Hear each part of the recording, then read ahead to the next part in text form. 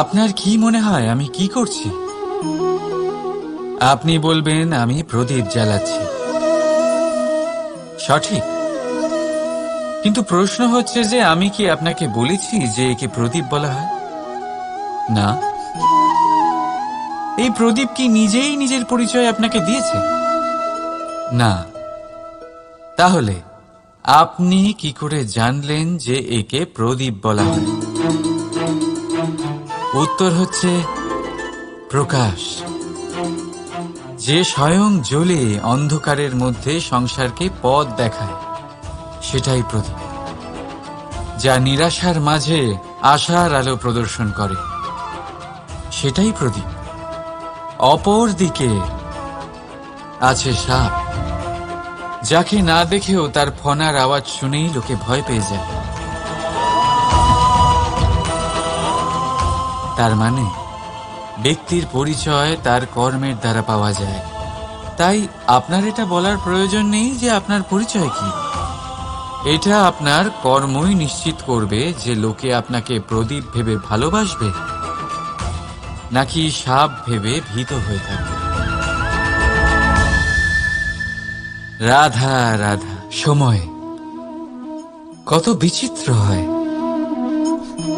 সময় আমাদের পক্ষে থাকলে আমরা নিজেদের রাজা মনে করে নিই, আর সেই সময় যদি বিপক্ষে চলে যায় তাহলে নিঃস্ব হতে সময় লাগে না।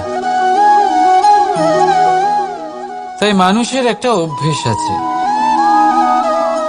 খারাপ সময়ের জন্য কিছু সঞ্চয় করা। আত্মীয়, বন্ধু খারাপ সময় পাশ থেকে সরে যায়। যশ, মান প্রতিকূল সময় চিরস্থায়ী হয় না। তাই মানুষ মনে করে অর্থ সঞ্চয় করাই শ্রেয়।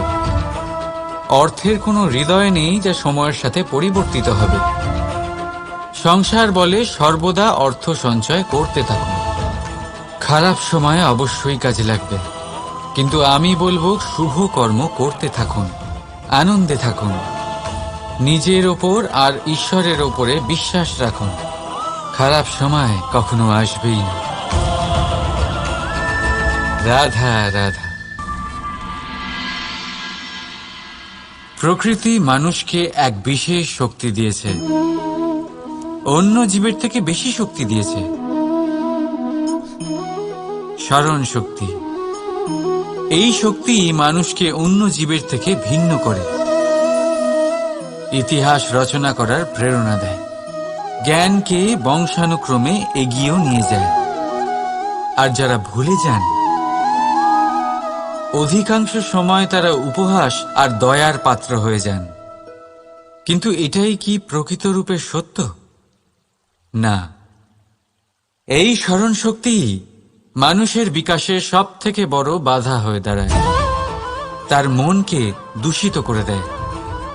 খারাপ অভিজ্ঞতা, কারোর করা বিশ্বাসঘাতকতা, কারোর কটাক্ষ বেশিরভাগ মানুষই ভুলতে পারেন না, আর তারপর প্রতিশোধ নিতে উদ্যত হন। প্রথমে সময় নষ্ট করেন প্রতিশোধের প্রস্তুতিতে, আর তারপর সময় নষ্ট করেন প্রতিশোধ নেওয়ার সুযোগ খুঁজতে। যদি সন্তুষ্টি পেতে চান, যদি জীবনে আনন্দ পেতে চান, তাহলে স্মরণ শক্তির সদ্ব্যবহার করুন। নিজের স্মরণ শক্তিকে চালনা করুন শুধুমাত্র ভালো কথা আর ভালো স্মৃতির দিকে। জীবনে আনন্দ পাবেন। রাধা রাধা। মানুষ নিজের পরিবারের জন্য কত কিছুই না করে, দিন রাত পরিশ্রম করতে থাকে যাতে তার পরিবারের প্রয়োজন পূরণের জন্য অর্থ রোজগার করতে পারে। কিন্তু শুধু অর্থ রোজগার করাটাই কি যথেষ্ট? আপনি বলবেন হ্যাঁ, নিশ্চয়ই। অর্থ দিয়ে সব কিছু পাওয়া যায়, বিদ্যা পাওয়া যায়, বাড়ি পাওয়া যায়, ওষুধ পাওয়া যায়, আর কত কিছুই না পাওয়া যায়। এই সব একটা পর্যায় পর্যন্ত সঠিক, কিন্তু একটু মন দিয়ে ভেবে দেখুন, যখন কোনো শিশু অসুস্থ হয়ে পড়ে তখন সে ওই তিক্ত ওষুধ কেন খেয়ে নেয়? এই জন্য কারণ ওর পিতা সেই ওষুধ অর্থ দিয়ে কিনেছে? না, বরং এই জন্য কারণ তার পিতা যে তার সামনে দাঁড়িয়ে, তার ওপরে তার বিশ্বাস আছে। বিশ্বাস আছে যে উনি তার কিচ্ছু হতে দেবেন না। এই বিশ্বাস, এই সংস্কার, এই শিক্ষা কখনো অর্থ দিয়ে পাওয়া যায় না। এটা পাওয়া যায় সেই সময় থেকে যা মাতা পিতা তাদের সন্তানের সাথে কাটিয়েছেন।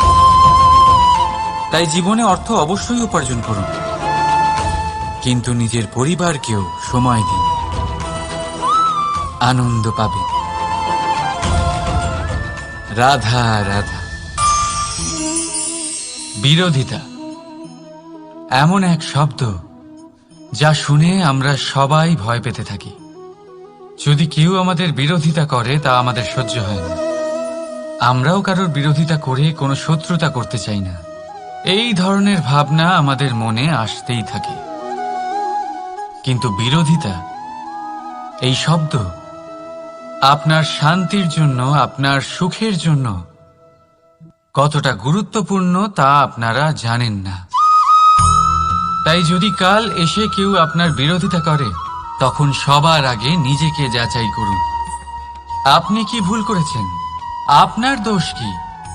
নিজের মধ্যে কি ত্রুটি আছে সেটা বোঝার চেষ্টা করুন। নিজেকে সংশোধন করার চেষ্টা করুন, তারপর দেখুন বিরোধিতার এই আগুন আপনাকে স্বর্ণ থেকে কুন্দন বানিয়ে তুলবে।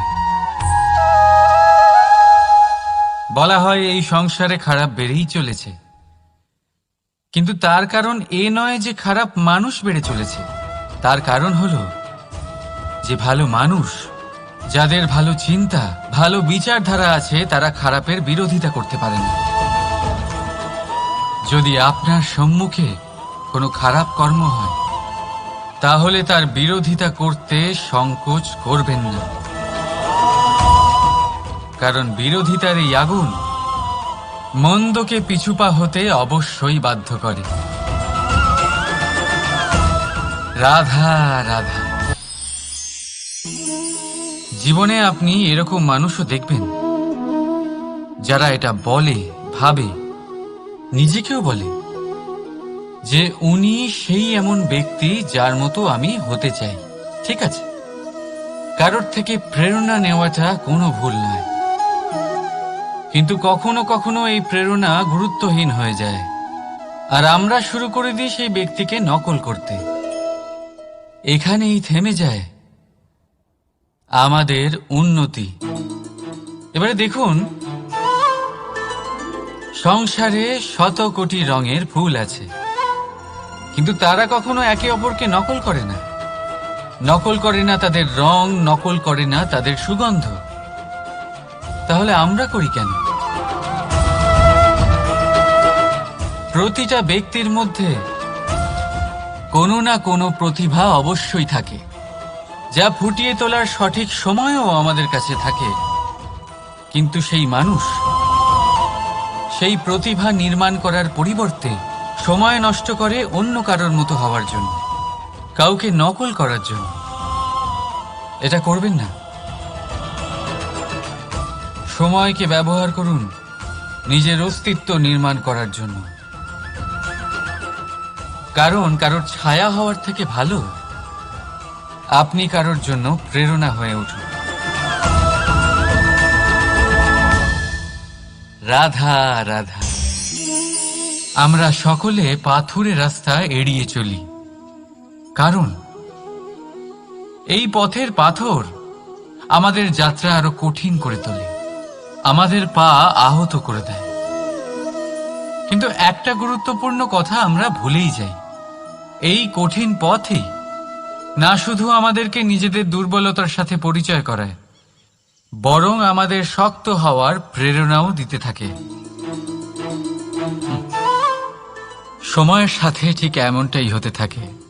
সবাই ভালো সময়ের অপেক্ষা করতে থাকেন, ভালো সময়ের জন্য পরিশ্রম করেন, তার জন্যই চিন্তা করেন, কিন্তু ভুলে যান যে ভালো সময় বহুবার আমাদের বিবেক নষ্ট করে দেয়।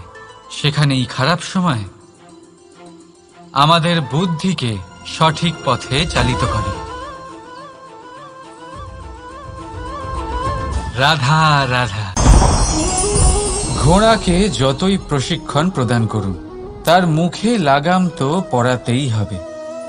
একজন ভালো চালক সেই ঘোড়ার লাগাম মাঝে মাঝে টেনে ধরে, তাকে সঠিক পথে চালিত করতে, যাতে সেই ঘোড়া দিগ্ভ্রান্ত না হয়। এবার একটু ভাবুন, ঠিক এরকমই হয় আমাদের মন। যদি এটা বিবেকের লাগাম দিয়ে মাঝে মাঝে আমরা টেনে না ধরি, তাহলে আমাদের এই মন দিগ্ভ্রান্ত হতে পারে। আর যদি আপনি আপনার লক্ষ্যে পৌঁছতে চান, তখন মনের এই লাগাম মাঝে মাঝে আপনাকে অবশ্যই টেনে ধরতে হবে, কারণ বিবেকের এই পথ প্রদর্শনই আপনাকে ভালোভাবে আপনার লক্ষ্যে পৌঁছে দেবে। মনে রাখবেন, আর আমার সাথে ভালোবেসে বলবেন, রাধা রাধা। আপনি কখনো জাঁতা কল দেখেছেন? তাতে গম পেশা হয়। গমকে এমনভাবে পেশা হয় যাতে আমরা তা খেতে পারি, জীবিত থাকতে পারি। আর যদি আপনি মন দিয়ে দেখেন, তাহলে কলের নিচের অংশ কখনো ঘোরে না, শুধুমাত্র উপরের অংশই ঘোরে। আর তবেই তা গম পিষতে পারে, আর তবেই রুটি তৈরি হতে পারে। কিন্তু ভেবে দেখুন, যদি কলের দুটো অংশই ঘুরতে থাকে, তাহলে কি হবে? তা গম পেশার বদলে একে অপরকে পিষে নিজেদের অস্তিত্ব শেষ করে দেবে। তাই জীবনে কোনো কাজ যখন মন আর মস্তিষ্ক মিশিয়ে করা হয়, তখনই তা সম্পন্ন হয়। কিন্তু যখন বিষয় হলো ভক্তির, তখন মস্তিষ্কের যুক্তির মৌন থাকা প্রয়োজন। আর যখন বিষয় হলো কর্ম আর ন্যায়ের, তখন মনের আবেগের মৌন থাকা প্রয়োজন। তাই মন আর মস্তিষ্কের এই সম্মিলনে সতর্ক থাকবেন। একসাথে অবশ্যই চলবে, কিন্তু একে অপরের বাধা যেন না হয়ে দাঁড়ায়। রাধা রাধা। আমি একটা এমন শব্দ যার অনেকগুলি মানে হয়, যার আসল অর্থ হল অহং। যদি আপনি কথা বলেন সৃষ্টির নির্মাণ নিয়ে, তাহলে আমি ব্রহ্মদেব হয়ে সৃষ্টির নির্মাণ করবে।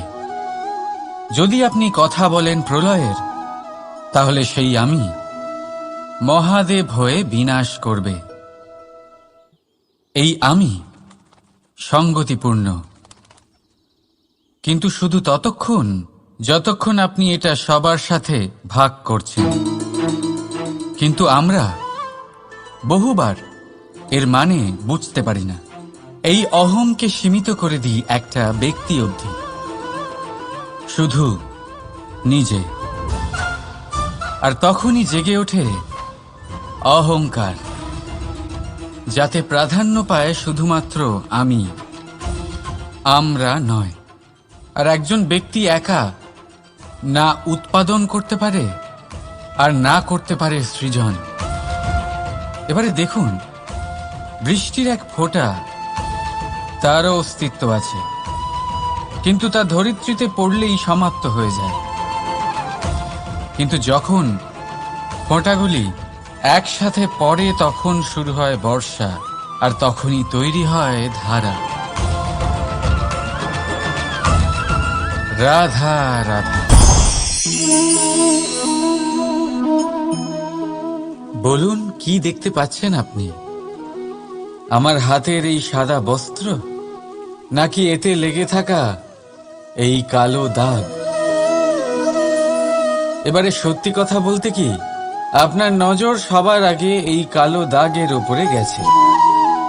ঠিক আছে, এমনই তো হয়। ভীষণ কম মানুষ থাকেন যারা ভাবেন কোনো ব্যক্তি ভীষণ পরিশ্রম করে এই বস্ত্র ধুয়েছেন, এটা শুকিয়েছেন। বেশিরভাগ মানুষের নজর যায় এই দাগের উপরে, ভাবেন যে এটা কি করে লাগলো। কিছুটা এরকমই হয় আমাদের ব্যক্তিত্বের সাথে। আমাদের শুভ কর্মের উপরে আমাদের একটা খারাপ কর্ম ভারী মনে হয়। এবারে ভাবুন, যদি আমি চন্দ্রের কথা বলি, তাহলে তার শীতল আলো দেখার পূর্বে তার কলঙ্ক লক্ষ্য করেন, সেই চাঁদে লেগে থাকা কালো দাগ দেখে নেন। সেই জন্যই বিশেষ করে যারা শুধুমাত্র শুভ চিন্তা করেন আর উপকারী কর্ম যারা করেন, তাদের আমি বলবো সাবধানে থাকবেন, কারণ আপনার একটা খারাপ কর্ম চিরকালের জন্য উদাহরণ হয়ে দাঁড়াবে। রাধা রাধা। সাফল্য। যদি আপনাকে জীবনে সাফল্য পেতে হয়, তাহলে আপনি একাধিক মানুষ পাবেন যারা একাধিক উপায় বলবে আপনাকে সাফল্য পাওয়ার। দীর্ঘ সময় ধরে পরিশ্রম, চেষ্টা, নির্ধারণ, নিষ্ঠা এই বিষয়ে ভাষণ দিতে থাকবেন। একাধিক রকমের উদাহরণ আপনার সামনে তুলে ধরবেন। কিন্তু আমার এটা মনে হয়, আমরা কেন সেই বিষয়ে কথা বলি না যা মানুষকে অসফল করে তোলে? শুধু দুটো ব্যাপার অসফল হওয়া নিশ্চিত করে। শুধু দুই ধরনের মানুষ বেশিরভাগ অসফল হন। প্রথম তারা যারা ভাবে অনেক কিছু কিন্তু কিছুই করে না, আর দ্বিতীয় তারা যারা অনেক কিছু করতে থাকে কিন্তু ভাবনা চিন্তা না করে। ভাবনা আর কর্ম, এদের মাঝে সামঞ্জস্য রাখা খুব জরুরি। যদি এটা থাকে, তাহলে জীবনে কখনো অসফল হবেন না।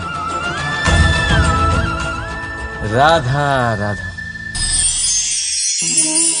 আপনি অনেককে এই কথা নিশ্চয়ই বলতে শুনেছেন, এই ব্যক্তির দৃষ্টিতে দম্ভ আছে, এই ব্যক্তির চোখের ওপর অহংকারের পর্দা পড়ে আছে, ইত্যাদি ইত্যাদি। চলুন আমি আপনাকে একটা প্রশ্ন করছি, আপনি দেখেন কি দিয়ে?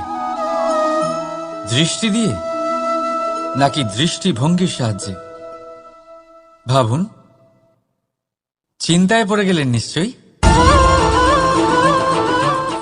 দৃষ্টি যে কোনো বস্তুর বা যে কোনো মানুষের শুধু বাইরের রূপটা দেখায়, যেখানে দৃষ্টিভঙ্গি আপনাকে সোজা ভগবান ভেবে পুজো করবেন নাকি ভগবানকে পাথর ভেবে পরিত্যাগ করবেন, সিদ্ধান্ত আপনার। কিন্তু এই সিদ্ধান্ত নির্ভর করে আপনার দৃষ্টিভঙ্গির ওপর। তাই নিজের দৃষ্টিভঙ্গি শুভ রাখুন, নিজের দৃষ্টিভঙ্গিতে ভালোবাসা রাখুন, আর আনন্দে বলুন রাধা রাধা। বড় বড় রাজমহলের বড় বড় ইমারতের চূড়া কত সুন্দর হয়, কিন্তু আপনি কি কখনো এই বিষয়ে ভেবেছেন যে এই সুন্দর চূড়ায় পৌঁছতে গেলে আপনাকে পৃথিবীতে পা ফেলতেই হবে? সেই সুন্দর চূড়ায় পৌঁছে দীপ্তি পাওয়ার জন্য আপনাকে একটা কঠিন পথ অবলম্বন করতেই হবে। যদি আপনি কোনো কঠিন পথে না গিয়ে এই পৃথিবীর সাহায্য ছাড়াই শুধু উচ্চতার দিকে অগ্রসর হতে থাকেন, তাহলে সর্বদা অসফল হবেন। সেই জন্য নিজের স্বপ্ন পূরণের এই যাত্রাতে নিজের পথ কখনোই হারাবেন না, নিজের পথ থেকে সরবেন না। যদি এমন করেন, তাহলে তো আপনার স্বপ্ন পূরণ হবেই না, তার সাথে আপনি নিজের পথও হারাবেন। রাধা রাধা।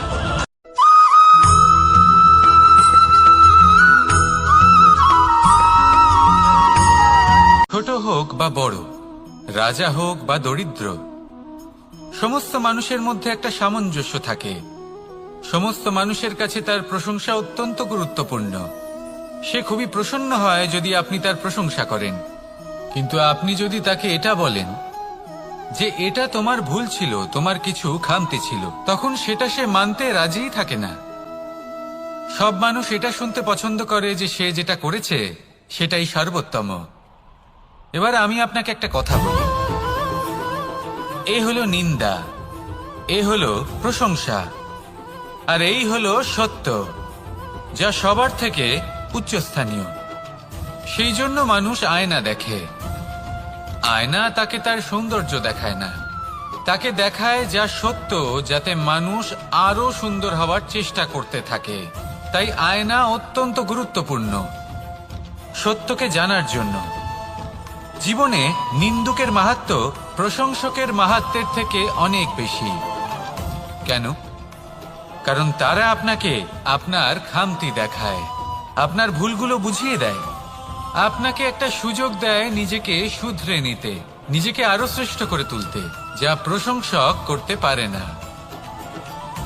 তাই জীবনে যদি কখনো নিন্দা করা হয়, তাকে ভালোবেসে গ্রহণ করুন, ধন্যাত্মক রূপে গ্রহণ করুন। যদি নিজেকে কোনো শিক্ষা দেওয়া সম্ভব হয় তাহলে অবশ্যই দিন।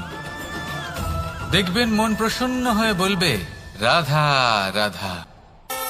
মানুষ যখন কোনো শক্তি লাভ করে তখন সে নিজেকে বলশালী মনে করে। শক্তি লাভ করলেই তার মধ্যে অহংকার চলে আসে, অভিমান চলে আসে। তার কারণ হলো সে একটা সহজ কথা বুঝতেই পারে না। এই সব যা হচ্ছে সময়ের জন্য হচ্ছে। সময়ের থেকে বেশি বলশালী আর কেউ নেই। এই সময়ের জন্যই রাবণ ভক্তি দ্বারা কৈলাস পর্বত তুলে নিয়েছিলেন। আবার সেই সময়ের জন্যই, সেই কারণেই রাবণকে বধ হতে হলো। তার সাথে সাথে রাক্ষস কুলও ধ্বংস হয়েছিল এবং লঙ্কাও ভস্ম হয়ে গেছিল। দেখতে গেলে জন্ম থেকে মৃত্যু পর্যন্ত এই যে সময়, সেটাই হলো জীবন। কিন্তু তার মধ্যেও যা সময় আসে কোনো কারণেই আসে। সেই সময় আমরা যাপন করে কিছু শিখতে পারি। তাই আজ যে সময় আপনার হাতের কাছে আছে তাকে মুষ্টিবদ্ধ করে রাখুন, তাকে সামলে রাখুন, তাকে সংযত করে রাখুন, অনুভব করুন, তার থেকে কিছু শিখুন, তাকে কোনোভাবেই ব্যর্থ হতে দেবেন না। আর এটা জেনে রাখুন যে ভবিষ্যতে যা কিছু হতে পারে, যা কিছু হতে চলেছে, সেটা না আপনি জানেন আর না তা আপনার বশে রয়েছে। সেই জন্য আজ অহংকার বা অভিমান করে নিজের ভবিষ্যতের ক্ষতি করবেন না, সেই অনর্থ ঘটাবেন না। এটাই হলো সময়ের অর্থ। আসুন আমার সাথে ভালোবেসে বলুন, রাধা রাধা। গুরু, যিনি পথ দেখান, আমাদের জীবনে অত্যন্ত গুরুত্বপূর্ণ, অত্যন্ত আবশ্যক। কিন্তু কিছু মানুষ মনে করেন যে গুরুর কোনো প্রয়োজন নেই, কারণ এই সমগ্র জ্ঞান মানুষের অন্তরেই নিহিত রয়েছে। এবার প্রশ্ন এটাই, যদি সমস্ত জ্ঞান মানুষের অন্তরে নিহিত থাকে তাহলে গুরুর কি প্রয়োজন? আর যারা আজ পর্যন্ত গুরুকে মেনে এসেছেন তারা কি অনুচিত করেছেন? এর উত্তর আমি আপনাকে দেব একটা উদাহরণ দ্বারা। একটা কাঠ যা জ্বলনশীল, জ্বলনের ঊর্জা তার অন্তরে নিহিত রয়েছে, কিন্তু তার জ্বলনের জন্য বাইরে থেকে একটা অনুঘটকের প্রয়োজন হয়। এই অনুঘটকই হলেন আপনার গুরু। উত্তাপ যা একটা কাঠকে জ্বালাতে পারে, সেই উত্তাপ হলো গুরুর প্রচেষ্টা। যদি সেই গুরুই না থাকে, তার প্রচেষ্টাই না থাকে, তাহলে সেই সমস্ত জ্ঞান যা মানুষের অন্তরে নিহিত তা ব্যর্থ হয়ে যাবে। যদি আপনার সাথে আপনার গুরু থাকেন, আপনার পথ প্রদর্শন করেন, আপনার অন্তরের জ্ঞানকে বাইরে নিয়ে আসতে পারেন, তাহলে তাকে সম্মান করুন। আর আমার সাথে ভালোবেসে বলুন, রাধা রাধা। বিপদ আপদ আপনাকে সন্ত্রস্ত করে রাখতে পারে, কিন্তু এই বিপদ প্রত্যেকের জীবনে কোনো না কোনো কারণে থাকে। এটা আপনাকে দেখায় যে আপনার মধ্যে কি খামতি রয়েছে, কেন রয়েছে। এই বিপদ হলো সেই মাধ্যম যার দ্বারা আপনি নিজের দুর্বলতাকে নিজের শক্তিতে পরিবর্তন করতে পারেন। একটা ফুলের দিকে তাকান। একটা ফুল, তার বুকে যখন একটা সূচ বিঁধে এপার ওপার হয়ে যায়, শুধু তখনই আমাদের প্রভুর জন্য ফুলের মালা তৈরি করা যায়। সেই জন্য কখনোই বিপদকে ভয় পাবেন না, তার থেকে দূরে পালাবেন না, একে স্বাগত জানান। বোঝার চেষ্টা করুন এই বিপদ কেন আছে। যদি বিপদকে বুঝতে পারেন তবেই জীবনকে বুঝতে পারবেন। যদি জীবনকে বুঝতে পারেন তবে এই বিপদকে সম্পদে পরিণত করতে পারবেন। আসুন আর আমার সাথে ভালোবেসে বলুন, রাধা রাধা। পরিকল্পনা অত্যন্ত গুরুত্বপূর্ণ, এটা আমাদের জীবনে অত্যন্ত আবশ্যক, এটা আমাদের জীবনে। কিন্তু এই পরিকল্পনা ঠিক কতটা হওয়া উচিত, অর্থাৎ এই পরিকল্পনার সম্পর্কে কতটা চিন্তা করা উচিত, কতটা ভবিষ্যতের বিষয়ে চিন্তা করা উচিত। এবার দূরদর্শিতা অত্যন্ত বিশিষ্ট গুণ মানব জীবনে, কিন্তু দূরদর্শিতায় এতটাও মগ্ন হওয়া উচিত নয় যে কাছের জিনিসগুলোই নজরে না পড়ে। আজকের কথা বাদ দিয়ে শুধুই ভবিষ্যৎ নিয়ে চিন্তা করা অনুচিত। এবার দেখুন, পরিকল্পনা করুন, কিন্তু তার থেকে বেশি উপভোগ করুন। এই মুহূর্ত সম্পর্কে অবগত নয়, কিন্তু ভবিষ্যতের কথা আমরা চিন্তা করতে থাকি। আমি এটা অনুভব করতে চাই, ওইটা অনুভব করতে চাই, ওই আনন্দ প্রাপ্ত করতে চাই। এটা অনুচিত। পরিকল্পনা করুন, সংযত করুন, কিন্তু আজকে, বর্তমানকে, এই মুহূর্তকে, জীবনের বাস্তবিক আনন্দ এটা, আর জীবনযাপনের সব থেকে শ্রেষ্ঠ পথও এটা। আসুন আমার সাথে ভালোবেসে বলুন, রাধা রাধা। কখনো কখনো মনে এই ভাবনা আসতেই পারে যে ঈশ্বর আজ পর্যন্ত এত রূপে অবতীর্ণ হয়েছেন, এতবার এই পৃথিবীতে এসেছেন, তারপরেও এই সংসারে কোথাও না কোথাও এই পাপ বসবাস করে। এটার কারণ কি? এটার কারণ আমরা স্বয়ংই। যখন কোনো ব্যক্তি এই পৃথিবীর পথপ্রদর্শন করে, এই সংসারকে উচিত দিশা দেখায়, এই সংসারের মঙ্গল করে, আমরা সেই ব্যক্তিকে মানুষ থেকে ঈশ্বর বানিয়ে ফেলি। সেই ব্যক্তির পতন স্বয়ং আমাদের হাতেই হয়ে যায়, কারণ সেই ব্যক্তি তার শ্বাস প্রশ্বাসের জন্য হয় না। সেই ব্যক্তি হলো সেই ভাবনা যা সে এই সংসারকে প্রদান করেছে। আমরা সেই ব্যক্তির ভাবনাটারই অন্ত করে দিই। এটা উচিত নয়। আমরা ওনাকে প্রভু মেনে নিই। প্রভু মানার পর আমরা ওনার কাছে প্রার্থনা করি, হে প্রভু আমাদের সাহায্য করুন। যদি উনি প্রভুও হন, তাও উনি পৃথিবীতে এসেছেন মনুষ্য রূপে। যা কর্ম করেছেন, যা শক্তি প্রাপ্ত করেছেন, এই দেহ থেকেই প্রাপ্ত করেছেন। আপনাদের এটা বোঝানোর জন্য যে এই কাজ আপনিও করতে পারেন। যারা সৎ আত্মা থাকেন, তাদের জন্য সর্বশ্রেষ্ঠ শ্রদ্ধাঞ্জলি হলো এটাই যে আপনি তাদের পদচিহ্ন অনুসরণ করে চলুন। না ওনাদের স্মরণে থাকুন, না পুষ্পের মালা ওনাদের চরণে রাখুন, বরং তাদের ভাবনাকে অনুসরণ করে সেই ভাবনা নিয়ে এগিয়ে চলুন। এটা না শুধু আপনার জন্য, বরং সমগ্র সংসারের জন্য লাভদায়ক। তাহলে এটাই করুন, আর আমার সাথে ভালোবেসে বলুন, রাধা রাধা। যখন কঠোর রোদে আমাদের শরীর উত্তপ্ত হয়ে যায়, আমরা গরম অনুভব করি, তখনই যদি বর্ষা হয় আর বৃষ্টির জলের ফোঁটা আমাদের শরীরে এসে পড়ে, তখন কেমন অনুভূতি হয়? বর্ষার এই জলের ফোঁটা যখন ধরিত্রীতে পড়ে, তখন যে নাদ উৎপন্ন হয়, মনে হয় যেন এক সঙ্গীত। এমন এক সঙ্গীত যা স্থিরতার সাথে আমাদের বুঝিয়ে দেয় যে এই সূর্যের উত্তাপ, এই রোদ, তা চিরকালের জন্য থাকবে না। সূর্যের কিরণের যতই তেজ থাকুক, যখন বর্ষা আসবে, এই রোদের কিরণকে শীতল করবে। সূর্যের তেজ যতই বেশি হোক না কেন, কখনো না কখনো কালো মেঘ আসবে আর সূর্যকে ঢেকে দেবে। অর্থাৎ এই প্রকৃতি আমাদের শিক্ষা দেয় যে কারোর প্রকাশ, যে কারোর মেধা চিরকাল টিকে থাকে না। এবার যদি কথা বলি অন্ধকারের বিষয়ে, তবে রাত্রির কালো অন্ধকারকে একটা জোনাকির আলো পরাজিত করে। অর্থাৎ অন্ধকারও চিরকালের জন্য বজায় থাকে না। এটা কি আমরা বুঝলাম? তবে আপনাদের দুটো সহজ প্রশ্ন করব।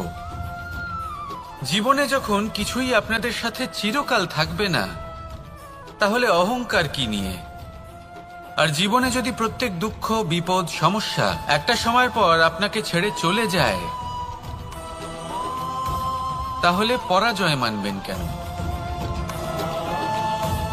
এই দুশ্চিন্তা ত্যাগ করুন, এই অহংকার ত্যাগ করুন, আসক্তি ত্যাগ করুন, আর আমার সাথে ভালোবেসে বলুন, রাধা রাধা। ভোজন। এই সংসারে যেই হোক না কেন, কোনো মানুষ হোক, কোনো প্রাণী হোক, কোনো কীট হোক বা কোনো বনস্পতি হোক, প্রত্যেকের জন্য ভোজন অতি আবশ্যক। কারণ ভোজন থেকেই শক্তি পাওয়া যায়, আর সেই শক্তি দিয়েই সংসারের, আমাদের জীবনের সমস্ত কার্য করা যায়। এবার এমন এক ধরনের শক্তি হয় যা শীতের ঋতুতে সূর্য থেকে আমরা পেয়ে থাকি, আর আরেক ধরনের উত্তাপ হয় যা দিয়ে ভোজন রান্না করা হয়, সুস্বাদু নানান ধরনের ভোজন। এবার অত্যন্ত গুরুত্বপূর্ণ হলো যে ব্যক্তি সেই ভোজন বানাচ্ছেন তার মানসিক পরিস্থিতি, এবং সেই ব্যক্তি যিনি ভোজন গ্রহণ করছেন তার মানসিক অবস্থা। যখনই আপনি ভোজন বানাচ্ছেন তখন ভালোবাসার সাথে কাজটা করুন, ধন্যাত্মক ভাব নিয়ে, সৎ ভাবনার সাথে। কারণ আপনার এই মানসিক স্থিতি শক্তির আকারে সেই খাদ্যের সাথে মিলে মিশে যায়। আর যখনই আপনি ভোজন গ্রহণ করছেন তখন সদ্ভাবনার সাথে, প্রসন্নতার সাথে গ্রহণ করুন, ধন্যাত্মক ভাব নিয়ে। যদি আপনি প্রসন্নতার সাথে রান্না করেন, প্রসন্নতার সাথে খাদ্য গ্রহণ করেন, তাহলে আপনি প্রসন্নই থাকবেন, আর মন সুপ্রসন্ন হয়েই বলবে, রাধা রাধা। কখনো কোনো চাতক পাখিকে দেখেছেন? কথায় আছে যে বছরে মাত্র একবার সে তার তৃষ্ণা মিটিয়ে থাকে, আর তাও আকাশে ভেসে থাকা মেঘের দ্বারা ঘটানো বৃষ্টির জলের ফোঁটা থেকে। আর কোথাও থেকে সে তার তৃষ্ণা পূরণ করে না। সারা বছর সে নিদারুণ গরম সহ্য করে, তীব্র শীতও সহ্য করে, শুধু এই আশা নিয়ে যে বছরে একবার অন্তত সেই মেঘের ঘন ঘটা হবে, বৃষ্টি হবে, আর সে তার তৃষ্ণা নিবারণ করবে। এটা আসলে কি? এটা আসলে বিশ্বাস। সেই বিশ্বাস যে বছরে একবার সেই মেঘ আসবে তৃষ্ণা নিবারণ করতে। যেমন দেখুন, একটা সূর্যমুখী ফুল সারা রাত অন্ধকারের সাথে যুদ্ধ করে, কারণ তার বিশ্বাস যে ভোরবেলায় সূর্য তাকে অবশ্যই দর্শন দেবেন। সেটাও বিশ্বাস ছিল যার উপর ভরসা করে মনু একটা নৌকা নিয়ে বেরিয়ে পড়েছিলেন এবং সমস্ত সৃষ্টিকে প্রলয়ের হাত থেকে বাঁচিয়েছিলেন। সেটাও ছিল ভালোবাসার প্রতি বিশ্বাস, যার উপর ভরসা করে বানর এবং ভাল্লুক সেনা নিয়ে শ্রীরাম আক্রমণ করেছিলেন সমস্ত বরদানপ্রাপ্ত অসুরগণ এবং রাক্ষসগণের লঙ্কায়, এবং জয় লাভ করেছিলেন। এই বিশ্বাসই হল এই বিশ্বের আশা। বিশ্বাস রাখুন যে আপনি হলেন সর্বশ্রেষ্ঠ এবং শুধুই নিজের কর্ম করতে থাকুন। এই বিশ্বাসের আশাই আপনাকে প্রতি মুহূর্তে বল প্রদান করবে। এ হলো আমার বিশ্বাস। আসুন আর আমার সাথে ভালোবেসে বলুন, রাধা রাধা। সৌন্দর্য। মানুষ নিজের সৌন্দর্যের বিষয়ে কতটা ভাবে, চায় যে সে সব থেকে বেশি রূপবান হবে, সব থেকে বেশি সুন্দর হবে। কিন্তু সৌন্দর্যের পরিভাষা কি তা কি সে জানে? কোনো মাকে জিজ্ঞেস করুন, ওনার জন্য সৌন্দর্যের পরিভাষা ওনার সন্তান। কোনো ভক্তকে জিজ্ঞেস করুন, ওনার জন্য সৌন্দর্যের পরিভাষা ওনার ভগবান। শ্রীরামকে জিজ্ঞেস করুন, ওনার জন্য সৌন্দর্যের পরিভাষা হলো হনুমান। ভাঙা হানু, ফুলে যাওয়া মুখ, দেখতে গেলে উনি বানর, লম্বা লেজ, এত নিরীহ যে ওনাকে অমূল্য মালা দিলে সেটা ছিঁড়ে তার ভেতরে শ্রীরামকে খুঁজছিলেন। কিন্তু ওনার ভাবনা কত সুন্দর। উনি এটা বিশ্বাস করেন যে সংসারের যতই মূল্যবান জিনিস দিয়ে এই মালা তৈরি করা হোক না কেন, যদি এর মধ্যে শ্রীরাম না থাকেন তাহলে এর মধ্যে কোনো অর্থ নেই। সৌন্দর্য রূপে নয়, ভাবনায় নিহিত থাকে। যদি আপনি সৌন্দর্য প্রাপ্ত করতে চান তাহলে তা কর্মে নিয়ে আসুন, ভাবনায় এবং বিচারে নিয়ে আসুন। এই সৌন্দর্য আপনার সাথেই থাকবে। যদি আপনি সৌন্দর্যকে রূপের মধ্যে খোঁজেন তাহলে কিছুক্ষণের জন্য পাবেন, সেই সৌন্দর্য সময়ের সাথে হারিয়ে যাবে। সৌন্দর্য যদি পেতে চান, খুঁজতেই চান, তাহলে হৃদয় খুঁজুন, কর্মে খুঁজুন। মন প্রসন্ন হয়ে বলবে রাধা রাধা। ব্যায়াম, এই শব্দ আমরা সকলে শুনেছি, আর এটা সারা জীবন আমাদের সাথেই থাকে কোনো না কোনো রূপে। যখন আমরা জন্মগ্রহণ করি, চলতে শিখি, প্রথমে আমরা হামাগুড়ি দিয়ে চলি, পরে চলতে চেষ্টা করি কিন্তু পড়ে যাই। তখন আমাদের বাড়ির গুরুজনেরা আমাদের আটকান না। ওনারা মনে করেন এইভাবেই আমাদের সন্তান চলতে শিখবে, এইভাবেই তার পা আরো মজবুত হবে, যা অত্যন্ত গুরুত্বপূর্ণ। এইবার জীবনকালে যতই আমরা এগোতে থাকি, এই ব্যায়াম বিভিন্ন রূপে আমাদের সাথেই থাকে। কিন্তু আপনি কি জানেন যে এই ব্যায়ামের তাৎপর্য আসলে কি? আপনি কি জানেন এই ব্যায়ামের মর্ম আসলে কি? যখনই আমরা এই ব্যায়াম করি, আমাদের শরীরের মাংসপেশি ক্ষয় হয়। প্রথমে তা ক্ষয় হয়, তারপর আবার তা নির্মিত হয়। আরো শ্রেষ্ঠ, আরো শক্তিশালী মাংসপেশি আমরা লাভ করি। অর্থাৎ এই ব্যায়াম হলো সৃজনের বিজ্ঞান। এই ব্যায়াম আমাদের জন্য অত্যন্ত আবশ্যক। সেই জন্য জীবনে যখনই কোনো কিছু নষ্ট হয়ে যায়, চলে যায়, তখন হতাশ হয়ে পড়বেন না, তাকে পুনর্নির্মাণ করার চেষ্টা করবেন। আর এই শিক্ষা আমরা লাভ করি পাখিদের থেকে। যখনই বর্ষা হয়, ঝড় আসে, যখন পাখির বাসা ভেঙে চুরমার হয়ে যায়, তারা হার মেনে নেয় না। সে আবার অল্প অল্প করে সব খুঁজে একত্রিত করে আবার নিজের বাসা বানিয়ে তোলে, পুনরায় এক জীবনকে জন্ম দেয়, এক নতুন পরিবারকে জন্ম দেয়। তাই মনে রাখবেন, জীবনে এইভাবেই যদি আপনি নির্মাণ করতে চান, সৃজন করতে চান, তাহলে সেই নির্মাণের জন্য ভাঙনের অভিজ্ঞতা থাকা অত্যন্ত আবশ্যক। ভগ্ন বস্তুকেও সম্মান করা অত্যন্ত আবশ্যক। এই আচরণ মনে নিয়ে আসুন, মন প্রসন্ন হয়ে বলবে রাধা রাধা। আমাদের এই জীবন, তাতে এই যে সময় চক্র, তা তিনটি ভাগে বিভক্ত।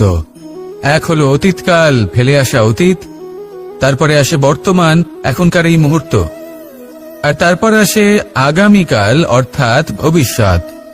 এবার এখানে সবথেকে গুরুত্বপূর্ণ হলো অতীতকাল, ভবিষ্যৎকাল, ফেলে আসা অতীত এবং আগামী সময়। কেন? কারণ এই দুইয়ের উপর নির্ভর করছে যে আপনি বর্তমানে কি করতে চলেছেন। শুধু প্রয়োজন হলো সঠিক দৃষ্টিভঙ্গির। অতীতকালকে যদি আপনি একটি দৃষ্টিভঙ্গি থেকে দেখেন, তাহলে অতীতকালে আপনি দুঃখও দেখতে পাবেন, যন্ত্রণাও দেখতে পাবেন। অন্য কোনো দৃষ্টিভঙ্গি থেকে দেখলে আপনি অতীতকাল থেকে শিক্ষাও লাভ করবেন। এবার এই শিক্ষা অনুসারেই বর্তমানে কর্ম করা উচিত। এবং যদি ভবিষ্যতের কথা বলি, তাহলে বলবো ভবিষ্যতের কথা ভেবে আপনি আজ অবশ্যই চিন্তিত হতে পারেন।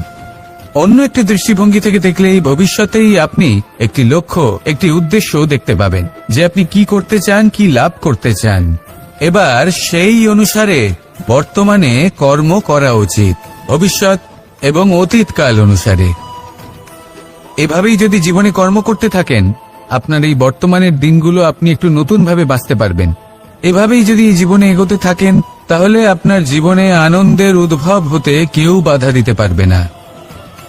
আসুন আমার সাথে ভালোবেসে বলুন রাধা রাধা। পরিকল্পনা অত্যন্ত গুরুত্বপূর্ণ, এটা আমাদের জীবনে অত্যন্ত আবশ্যক, এটা আমাদের জীবনে। কিন্তু এই পরিকল্পনা ঠিক কতটা হওয়া উচিত, অর্থাৎ এই পরিকল্পনার সম্পর্কে কতটা চিন্তা করা উচিত, কতটা ভবিষ্যতের বিষয় চিন্তা করা উচিত।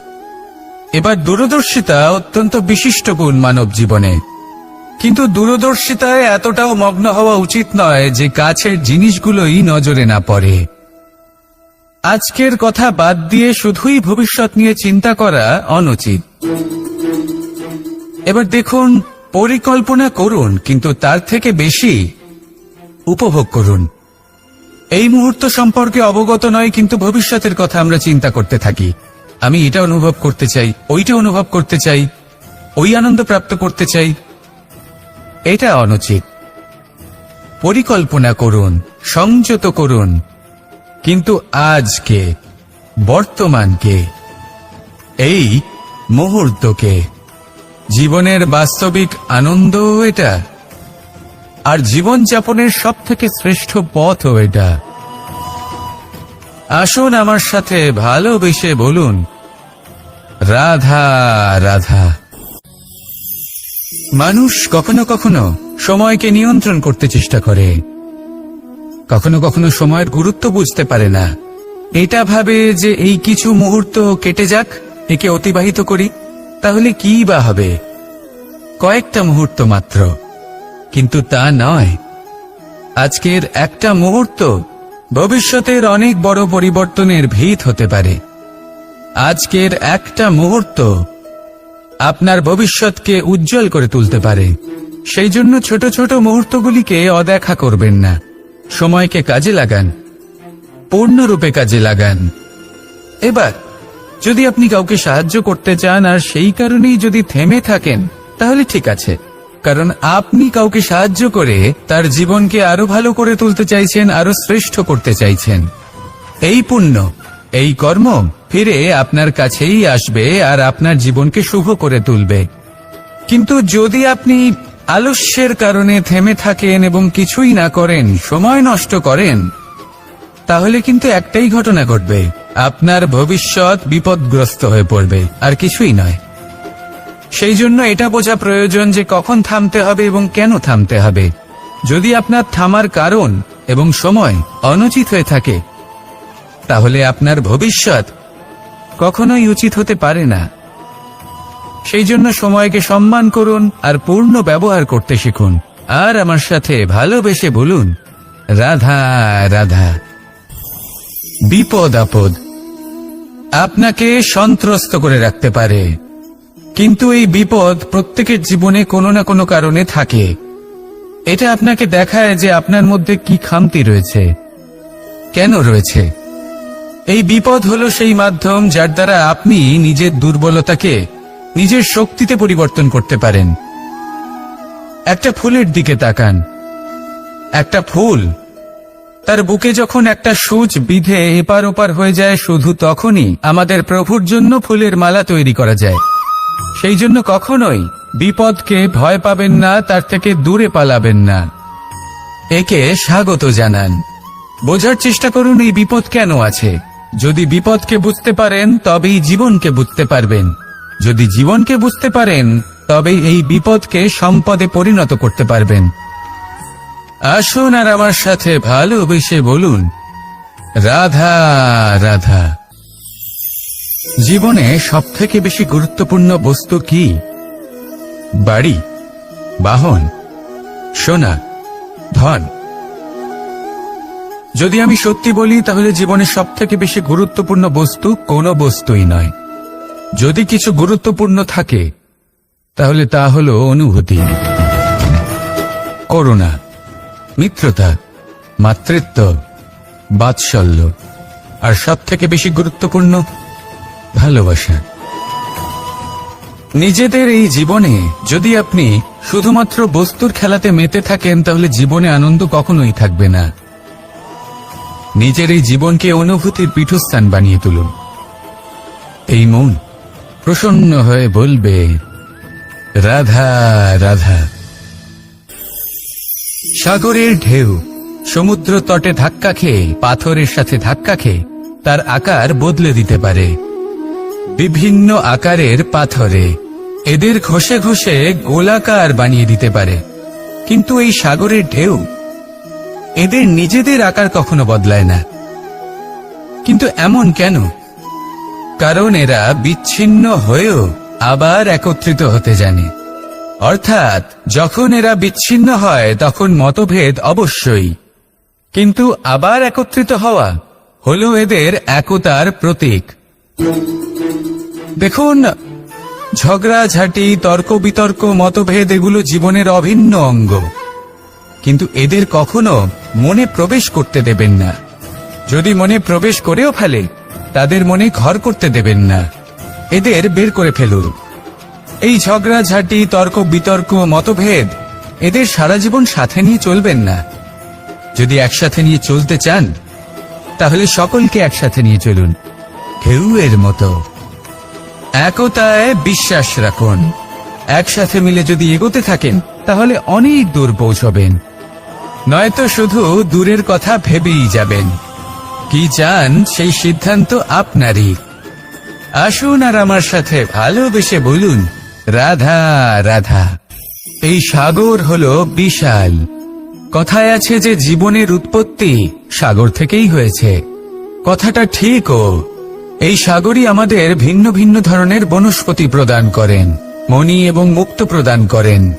আমরা কতটা তুচ্ছ সেই বিষয়ে আমাদের উপলব্ধি ঘটান, আমাদের প্রেরণা প্রদান করেন, যাতে আমরাও সাগরের মতো বিশাল হয়ে উঠতে পারি। এই সাগরের অনেকগুলো গুণ আছে যা আমরা শিখতে পারি। আজ আমি কথা বলবো একটা বিশেষ গুণের বিষয়। বেশিরভাগ মানুষ মালিন্য, নোংরা পদার্থ, নোংরা বস্তু, অপদ্রব্য এই সাগরে ভাসিয়ে দেন। কিন্তু সাগর এই পদার্থ নিজের মধ্যে একত্রিত করে রাখেন না, এই সব নিজের ভেতর থেকে বাইরে বের করে দেন। এ হলো অত্যন্ত শ্রেষ্ঠ একটা গুণ। কিন্তু এই কাজকেও সার্থক করার জন্য সাগরেরও একটা তটের প্রয়োজন পড়ে, যেখানে সাগর এই সব বস্তু বাইরে বের করে ফেলতে পারে। আর মানুষও ভিন্ন কিছু নন। দেখুন, মানুষেরও তো একটা তটের প্রয়োজন পড়ে।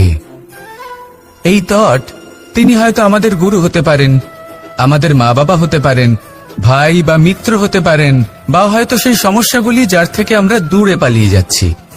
কারণ যখন আপনি এই সমস্যাগুলির সম্মুখীন হবেন, শেষ পর্যন্ত আপনি শিক্ষাই পাবেন। সব থেকে বেশি গুরুত্বপূর্ণ এই মনকে পবিত্র রাখা। আর তার জন্য একটাই উপায় আছে, এই মন তার মন্থন করা। যদি এই মনের মন্থন করেন তাহলে পূর্ণরূপে পবিত্র হবেন। আর এই মন, আপনি তো জানেনই, প্রসন্ন হয়ে বলবে, রাধা রাধা। যদি আমি আমার চোখ বেঁধে কোনো একটা নির্দিষ্ট দিকে নিজের সমস্ত শক্তি প্রয়োগ করে ছুটে যাই, তাহলে কি হবে? আমি কোথাও ধাক্কা খেতে পারি, নিজের ক্ষতি করতে পারি, কোথাও পড়ে যেতে পারি, তাই না? অর্থাৎ এটা নিশ্চিত এই কাজ আমার করা উচিত নয়। কিন্তু আজকের দিনে প্রত্যেকটা মানুষ এই কাজই করছেন, তাই না? কোনো কাজ করার পূর্বে সেই কাজের বিষয়ে সম্পূর্ণ তথ্য কোথায় সংগ্রহ করছেন? শুধু এটুকু জানেন যে এই কাজটা করলে কত ধন অর্জন করবেন আর কত নাম হবে, আর ব্যাস সামনে এগিয়ে যান। এটা উচিত নয়। পূর্ণরূপে যে কোনো কাজ করার আগেই সেই কাজের বিশ্লেষণ করে নেওয়া উচিত, তা বুঝে নেওয়া উচিত, এবং সেই বিষয়ে অবশ্যই খেয়াল রাখা উচিত যে আপনার শরীর এবং আপনার মন এই কাজ করার জন্য কি প্রস্তুত রয়েছে। যদি তা না হয় তাহলে প্রথমে নিজেকে শুধরে নিন, তারপরে সেই কাজ করুন। যদি এইভাবে জীবনে সামনে এগোন, তাহলে সাফল্যের সম্ভাবনা জীবনে অনেক বেশি বেড়ে যাবে। তাহলে এটাই করুন, আর আমার সাথে ভালোবেসে বলুন, রাধা রাধা। আমরা জীবনে চলতে চাই, সামনে এগোতে চাই, কিন্তু কখনো কখনো এমন হয় যে আমরা আমাদের লক্ষ্য দেখতেই পাই না। আমরা চিন্তিত হয়ে পড়ি, ব্যতীত হয়ে পড়ি, আমরা কিছু বুঝতেই পারি না। এই মন অশান্ত হয়ে যায়। কিন্তু যদি আপনি থেমে যান, তাহলে নিজের পথ এবং নিজের লক্ষ্য থেকে সরে যাবেন। সেই জন্য চলতে থাকুন, থামবেন না। যতদূর পারবেন চলতে থাকুন, যতদূর দৃষ্টি যাচ্ছে চলতে থাকুন। তারপরেই দেখবেন পরবর্তী পথ আপনা থেকেই আপনার সামনে আসবে। কারণ আপনার দৃষ্টির সীমা থাকতেই পারে, দৃষ্টিভঙ্গির সীমা নেই। আপনার পথের সীমারেখা থাকতেই পারে, কিন্তু সেই পথে চলার সাহসের সীমা নেই। সেই জন্য নিজেকে অসীমিত করে তুলুন। এই সীমারেখা আপনা থেকেই দূর হয়ে যাবে, লক্ষ্য নিজে থেকেই দেখতে পাবেন, আর এই মন সুপ্রসন্ন হয়ে বলবে, রাধা রাধা। সম্পর্ক হলো আমাদের জীবনের একটি আধার। কিছু সম্পর্ক এমন যা আমরা জন্মসূত্রে লাভ করি, যেমন পরিবার, মা বাবা। কিছু সম্পর্ক আছে যা আমরা জীবনে অর্জন করে থাকি, তা সে প্রেমের হোক, স্নেহের হোক বা বন্ধুত্বের। এই সকল সম্পর্ক লাভ করার বা গড়ে তোলার 5টি ধাপ রয়েছে। প্রথম ধাপ, কোনো ব্যক্তির সাথে আলাপ হওয়া, তার সাথে কথা বলা বা তাকে দেখা। দ্বিতীয় ধাপ, সে ব্যক্তিকে আমাদের ভালো লাগা। তৃতীয় ধাপ, আমাদের এটা চাইতে শুরু করা যে জীবনে এই ব্যক্তি যেন আমাদের বন্ধু হন, আমাদের জীবনে থাকেন, বা আমাদের কাউকে ভালোবেসে ফেলা আর এটা আমাদের ভাবা বা চাওয়া যে সেই ব্যক্তি যেন আজীবন আমার সাথে থাকেন, আমার জীবনে আমার সাথী হয়ে। চতুর্থ ধাপ, লাভ করা। এবার এই ধাপটি অনেক মানুষের পক্ষেই খুবই সরল হয়, বড়ই সরলভাবে নিজেদের সঙ্গীকে লাভ করে থাকেন। কিছু মানুষের জন্য এই ধাপ অত্যন্ত কঠিন হয়ে থাকে। অনেক প্রতিকূল পরিস্থিতির ওপর জয়লাভ করে তারা সঙ্গীকে লাভ করেন, কিন্তু লাভ অবশ্যই করেন। এরপরে আসে পঞ্চম, অন্তিম এবং সবথেকে গুরুত্বপূর্ণ ধাপ। সেটা হলো সেই সম্পর্ক পালন করা। এটা হলো এমন এক বিষয় যা প্রত্যেক মানুষের শেখা উচিত। যদি ব্যক্তি নিজের জীবনে সম্পর্ক রক্ষা করতে শিখে যান, তবে প্রত্যেক সম্পর্ক তার জীবনকে স্বর্গ করে তুলবে। আসুন আর আমার সাথে ভালোবেসে বলুন, রাধা রাধা। রাধা কখনো কখনো আমার জন্য বড়ই সুগন্ধি আতর নিয়ে আসে, পারিজাত ফুলের মালা নিয়ে আসে আমার প্রসাধন করবে বলে, এবং আমার সব থেকে বেশি প্রিয় মাখন নিজে হাতে বানিয়ে আনে আমাকে নিজে হাতে খাইয়ে দেবে বলে, সবকিছু আমাকে প্রসন্ন করবে বলে। কিন্তু আপনি কখনো ভেবেছেন যে এই আতর কিভাবে বানানো হয়? সহস্র ফুলের পাপড়ি একসাথে পিষে নিতে হয়, তারপরে তার থেকে যে রস নিঃসৃত হয় সেই রস দ্বারাই আতর তৈরি হয়। অনেক সংখ্যক ফুলকে অসীম যন্ত্রণা ভোগ করতে হয়, তবে তারা আমার প্রসাধন সামগ্রী হয়ে উঠতে পারে। দুধ থেকে মাখন তৈরি করার জন্য কতটা পরিমাণ মন্থন সহ্য করতে হয় সেটা আপনি জানেন। ঠিক সেই রকমই হলো আমাদের জীবনও। বিপদও আসে, কঠিন পরিস্থিতিও আসে, এর সম্মুখীন হতে শিখুন। মনে রাখবেন, আপনি হলেন সেই দুধ যাকে মন্থন সহ্য করতে হবে মাখন হয়ে ওঠার জন্য। মনে রাখবেন, আপনি হলেন সেই ফুলের মতন যাদের পিষ্ট হতে হবে সুগন্ধি আতর হয়ে ওঠার জন্য, যাকে এই সংসার পছন্দ করে। কখনো কখনো জীবনে আপনার সাথে খারাপ শুধুমাত্র এই কারণে ঘটে যাতে আপনার শ্রেষ্ঠ রূপ এই সংসারের সামনে আসতে পারে। শুধুমাত্র কঠিন পরিস্থিতি এবং বিপদকে একটা সুযোগ হিসেবে দেখার চেষ্টা করুন। আপনার জন্য এই সংসার বদলে যাবে, সংসারকে দেখার দৃষ্টিভঙ্গি পাল্টে যাবে, আপনার ভাগ্য পাল্টে যাবে, আর এই মন প্রসন্ন হয়ে বলবে, রাধা রাধা। কি অমূল্য, কি সুন্দর এই রত্ন। এবার ভেবে দেখুন, যদি আমি এই রত্নকে ব্যবহার করি আখরোট ভাঙার জন্য, তাহলে কি হবে? বা ভেবে দেখুন, এই রত্ন নিয়ে আমি যদি বন্ধুদের সাথে খেলা করতে শুরু করে দিই, তাহলে কি হবে? আপনি তো হাসবেন আমার ওপর। আপনি বলবেন, এত অমূল্য একটা রত্ন, এর দ্বারা কত দুঃখ দূর করা সম্ভব। এই মূল্যবান রত্নের আমি অপব্যবহার করছি। একদম ঠিক বলেছেন, আমি মেনে নিচ্ছি। মূল্যবান বস্তুর অপব্যবহার করা অনুচিত, কিন্তু আপনিও তো তাই করছেন, তাই না? ভেবে দেখুন, মানুষ এই সংসারের সর্বশ্রেষ্ঠ প্রাণী,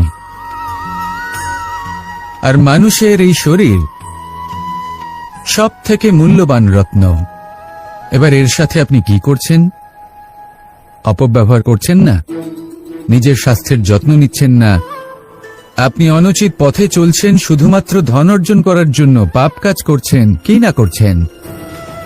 এটা অপব্যবহার নয়? ভেবে দেখুন, আমরা এই মানব শরীরের সাথে কি করতে পারি। যদি এর আমরা সদ্ব্যবহার করি, তাহলে অনন্ত পুণ্য অর্জন করতে পারি, যার দ্বারা শুধুই নিজেকে নয়, বরং আমাদের আশেপাশের সকলকে সন্তোষ প্রদান করতে পারি। তাই সংকল্প নিন, এটাই যে মানব শরীরের আমি সদ্ব্যবহার করব, পুণ্যের পথে চলব, সকলের মঙ্গলের জন্য, সকলের প্রসন্নতার জন্য। এই কর্ম করুন, এই পথে চলতে থাকুন। এই মন সন্তোষ বোধের সাথে বলবে, রাধা রাধা। এই সংসারের সব থেকে বড় শক্তি আসলে কি? দৈহিক শক্তি, ভৌতিক শক্তি, রাজনৈতিক শক্তি, স্বর্ণের শক্তি, বিদ্যার শক্তি নাকি মায়ার শক্তি, ভক্তির শক্তি নাকি নিরাশক্তির শক্তি? এই সংসারের সব থেকে বড় শক্তি হল হাসি মুখের। যদি আপনি এবং আমি এমন কোন সময় হাসতে পারি যেখানে মুখে হাসি আসা প্রায় অসম্ভব, তাহলে বিশ্বাস করুন এই সংসারে কেউ আপনাকে ভাঙতে পারবে না। এটা কিছুটা সেই রেশমের কীটের মতো, যে চারিদিক থেকে নিজেকে ঢেকে রাখে একটা খোলসের মধ্যে থাকে, কিন্তু জীবিত থাকে। এই হাসি মুখ এটা শুধুমাত্র একটা আবেগ নয়, এটা সংসারের যে কোনো অভাব দূর করে। অভাব আশার, অভাব বিশ্বাসের। এই হাসি আপনার অন্তরে আশার আলো জাগ্রত করে আর এই সংসারের হতাশা দূর করে দেয়। তাই কঠিন থেকে কঠিনতর পরিস্থিতিতেও মুখে হাসি বজায় রাখুন। এই শক্তি আপনার থেকে কেউ কাটতে পারবে না। আর যদি আপনার কাছে এই শক্তি থাকে, তাহলে অন্য কোনো শক্তি আপনাকে বাধা দিতে পারবে না। তাহলে হাসুন আর আমার সাথে ভালোবেসে বলুন, রাধা রাধা। ভীষ্ম একটা মহান নাম, দেবী গঙ্গার সুপুত্র। স্বয়ং বৃহস্পতি এবং পরশুরাম ছিলেন ওনার শিক্ষাগুরু। অত্যন্ত মহান যোদ্ধা ছিলেন, কিন্তু এই মহান যোদ্ধা ইনি ইতিহাসে আজ পর্যন্ত সেই সম্মান পেলেন না যার উনি যোগ্য ছিলেন। কারণ নির্বাচন। রাজ সিংহাসনের সেবা করার প্রতিজ্ঞা নিয়েছিলেন উনি। এবার রাজ সিংহাসনে যেই বসুক না কেন, তার সেবা করা, তার প্রত্যেক আদেশ পালন করা, এটাই ছিল ওনার প্রতিজ্ঞা। তা সেই ব্যক্তি উচিত হোক বা অনুচিত, সে উচিত পথে চলুক বা অনুচিত পথে চলুক, সুপাত্র হোক বা কুপাত্র, উনি তার সেবা করতে থাকলেন, তার প্রত্যেক আদেশ পালন করতে থাকলেন, নিজের প্রতিজ্ঞা পালন করতে থাকলেন। ধৃতরাষ্ট্র নেত্রহীন অবশ্যই ছিলেন, কিন্তু এতটাও নেত্রহীন ছিলেন না যে উনি প্রজাদের চোখের জল, ধর্ম অধর্ম দেখতে পাবেন না। উনি সব বুঝতে পারতেন। আর এদিকে ভীষ্ম নিজে প্রতিজ্ঞাবদ্ধ হয়েছিলেন। দুর্যোধন অনুচিত পথে চালিত হচ্ছিল, তাও উনি তাকে সঙ্গ দিতে থাকলেন। আর পরিণামস্বরূপ আজ পর্যন্ত ইতিহাসে উনি সেই স্থান পেলেন না, সেই সম্মান পেলেন না যার যোগ্য উনি ছিলেন। যদি আপনি কোনো প্রতিজ্ঞা করে থাকেন, তা সে যতই কোনো উচিত কারণের জন্য হোক না কেন, যদি আস্তে আস্তে সময়ের সাথে সেই প্রতিজ্ঞা আপনাকে অনুচিত পথে চালিত করে অধর্মের পথে নিয়ে যায়, পাপের পথে নিয়ে যায়, তাহলে সেই প্রতিজ্ঞা ভঙ্গ করা অত্যন্ত আবশ্যক। সময় অনুসারে নিজেকে বদলানো আবশ্যক, নয়তো এই প্রতিজ্ঞা আপনাকে দিয়ে পাপ কর্ম করাবে, কুকর্ম করাবে, আর আপনার বিনাশের কারণ হবে। আসুন আমার সাথে ভালোবেসে বলুন, রাধা রাধা। আমার দাদা আমাকে অনেকবার বলেছেন, কানাই তুমি তো স্বয়ং নারায়ণ, তুমি এক তড়িতেই সবকিছু এমনি ঠিক করে দাও না কেন? এবার দাদাকে কি করে বোঝাবো? আচ্ছা, আপনি নিজেই ভেবে দেখুন, সিংহকে জঙ্গলের রাজা বলা হয়, কিন্তু সিংহ শুধুমাত্র তার ইচ্ছে প্রকাশ করলেই কোনো হরিণ কি নিজেই হেঁটে তার কাছে আসবে? নিজেই কি রাজি হয়ে যাবে তার আহার হওয়ার জন্য? না, কখনোই না। যে কোনো কাজকে সফল করে তোলার জন্য আপনাকে চেষ্টা করতে হবে, পরিশ্রম করতে হবে, যাতে সেই কাজ ভালোভাবে সম্পন্ন হয়। শুধু ইচ্ছে দিয়েই কোনো কার্যসিদ্ধি হবে না। ইচ্ছে থেকে স্বপ্ন তৈরি হয়, তবে সেইগুলো সফল করতে গেলেও আপনাকে পরিশ্রম তো করতেই হবে। মনে করুন আপনার ইচ্ছে হলো খেতে, আর কোনো দয়ালু ব্যক্তি এসে আপনার সামনে খাবার রেখে দিল, তাও তা খেতে গেলে পরিশ্রম আপনাকেই করতে হবে। যদি ভালোবাসার ইচ্ছে থাকে তাহলেও নিঃস্বার্থ নিষ্পাপ মনে ভালোবাসবেন। দেখুন, আপনি স্বপ্নে অবশ্যই উঠতে পারেন, কিন্তু এই পৃথিবীতেই আপনাকে বেঁচে থাকতে হবে। আর যদি এই ধরিত্রীতে আপনি এগিয়ে যেতে চান, তাহলে এই ভূমিকে পা দিয়ে আপনাকে পিছনে ঠেলতেই হবে। রাধা রাধা। কিছু শেখা অত্যন্ত গুরুত্বপূর্ণ। এবার কি কি শিখতে হবে সেই সব শেখানোর জন্য অনেক শিক্ষক রয়েছেন, কিন্তু কি শিখবেন না আর কি করবেন না এটা আমাদের নিজের অভিজ্ঞতা দিয়ে শিখতে হয়। কিন্তু তার মানে এটা নয় যে যদি আপনাকে শিখতে হয় যে আগুনের তাপ কতটা, আপনাকে আগুনের মধ্যে হাত দিতে হবে। না, অন্য কারোর অভিজ্ঞতা দ্বারাও শিখতে পারেন। প্রশ্ন শুধুমাত্র একটাই যে আপনি কি শিখতে চান নাকি চান না। যদি আপনি এটাই ভাবেন যে আমি শুধুই নিজের অভিজ্ঞতা দ্বারাই শিখতে চাই, তাহলে জীবনকাল ছোট মনে হবে, অনেক কিছুই শিখতে পারবেন না। তাই নিজের সাথে সাথে বড়দের অভিজ্ঞতা দ্বারাও শেখা শুরু করে দিন। এই সংসারের অভিজ্ঞতা দ্বারা শিখতে শুরু করে দিন। আর এটা নিশ্চিত রূপে শেখা আবশ্যক যে কখন কি করবেন না, কোথায় থামতে হবে আর কোথায় থামবেন না। তাহলে আসুন আর আমার সাথে ভালোবেসে বলুন, রাধা রাধা।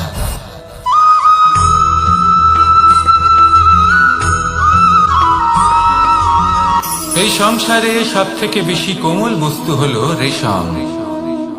এই রেশম এতটাই কোমল হয় যে এর পুরো একটা থান শুধুমাত্র একটা হাতে ধরা সম্ভব। কখনো ভেবে দেখেছেন এই রেশম কিভাবে হয়? একটি কীট তার লালার দ্বারা উৎপন্ন হয়। এই কীট সেই রেশমকে পাক দিতে থাকে, পাক দিতেই থাকে আর আস্তে আস্তে তার মধ্যেই জড়িয়ে পড়ে। শেষে ওর এই সুন্দর অমূল্য সৃষ্টি রেশমের এই সুতো তার নির্মাণ কার্য পূর্ণ হয়, কিন্তু তাতেই ও নিজে বন্দী হয়ে যায়। নিজেরই মায়াজালের এই বন্দী গৃহে নিজেই ফেঁসে যায়। এবার এই সুতোকে ব্যবহারযোগ্য করে তোলার জন্য এই কীটগুলিকে এই কবচের সাথেই ফুটন্ত জলে ফেলে দেওয়া হয়। এই সংসারে যদি আমাদের স্বপ্ন এই সংসারের দুঃখ হরণ করার জন্য, এই সংসারে সুখ বিতরণ করার জন্য হয়, তবেই আমাদের প্রগতি সম্ভব। যদি আমাদের এই স্বপ্ন শুধুই আমাদের এবং আমাদের স্বার্থ সিদ্ধির জন্য হয়, তাহলে এই স্বপ্ন আমাদের অন্ধ করে দেবে, আমাদের অন্ধকারের পথে নিয়ে যাবে, আর আমরাও সেই কীটের মতো হয়ে যাব। নিজেদেরই মায়াজালে আমরা নিজেই ফেঁসে যাব, আর শেষে আমরা যদি কিছু লাভ করি তা হবে একাকিত্ব, অন্ধকারময় মৃত্যু। তাই স্বপ্ন অবশ্যই দেখুন, কিন্তু এমন ভাবে স্বপ্ন দেখবেন না যে তার এই বন্দিগৃহে আপনি নিজেই ফেঁসে গেলেন। স্বপ্ন দেখুন পরোপকারে।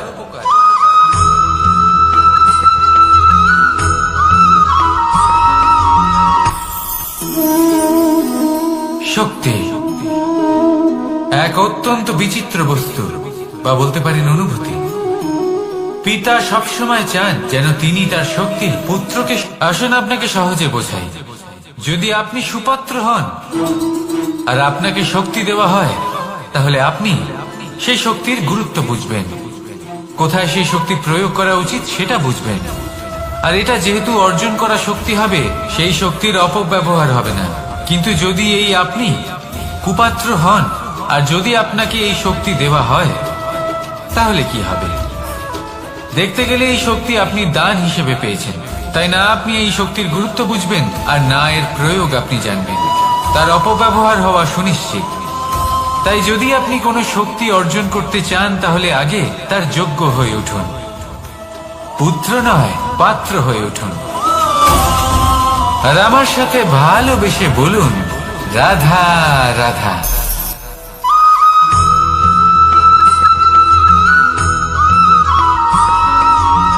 এই সংসারে প্রত্যেক মানুষ এটাই চান যে তিনি যেন ধনবান হন, আর্থিক অবস্থা তার ভালো থাকে, ওনার বাড়িতে লক্ষ্মীর আগমন হয়। কিন্তু সেটা হবে কি করে সেটাই হলো প্রশ্ন। কেউ বলেন যে যদি পরিশ্রম করো তাহলে ধন অর্জন সম্ভব, কেউ বলেন যে যদি বিদ্যা লাভ হয় তবেই ধন অর্জন সম্ভব, কেউ বলেন যে যদি বলশালী হও তবেই সম্পন্ন থাকবে। ভালো কথা, যদি তাই হয়ে থাকে তবে দিনমজুর সারা দিন পরিশ্রম করেন, তিনি কেন ধনী হন না? অনেকজন বিদ্বান মানুষ আছেন এই সংসারে, তারা কেন ধনবান হন না? অনেক সংখ্যক বলশালী ব্যক্তি আছেন, তাদের কাছে ধন নেই কেন? তাদের কেন ধনের অভাব হয়? আবার এমনও কিছু মানুষ আছেন যারা পরিশ্রম করেন, তারা দিনমজুর, কিন্তু তারা ধন অর্জন করতে পারেন। কিছু বিদ্বান ব্যক্তি আছেন যাদের কাছে অধিক মাত্রায় ধন রয়েছে, কয়েকজন বলশালী ব্যক্তি রয়েছেন যাদের কাছে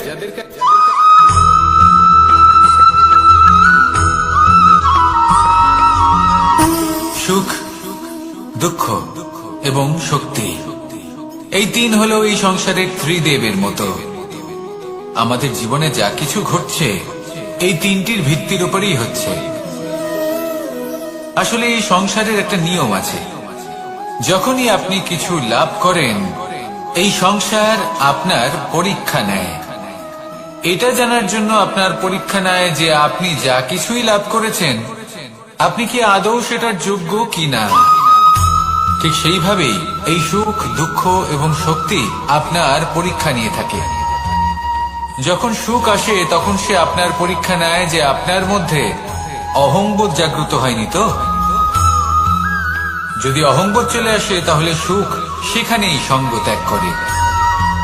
দুঃখ আপনার ধৈর্যের পরীক্ষা নিতে থাকে, আর যদি আপনার মধ্যে ধৈর্য না থাকে তাহলে এটা আপনাকে আরো বেশি দুঃখের গভীর অন্ধকারে ঠেলে দেবে। সেখানে শক্তি পরীক্ষা নেয় আপনার বিনম্রতার। যদি আপনি বিনম্র না হন তাহলে হয় এই শক্তি আপনার সঙ্গ ত্যাগ করবে, নয় এই শক্তি বিনম্রতার অভাবে আপনার পতনের কারণ হতে পারে। এই সংসারে যে কোনো ব্যক্তি যিনি এই পরীক্ষায় উত্তীর্ণ হয়ে থাকেন এই জীবনে তিনি সাফল্য লাভ করেন। আসুন আমার সাথে ভালোবেসে বলুন, রাধা রাধা।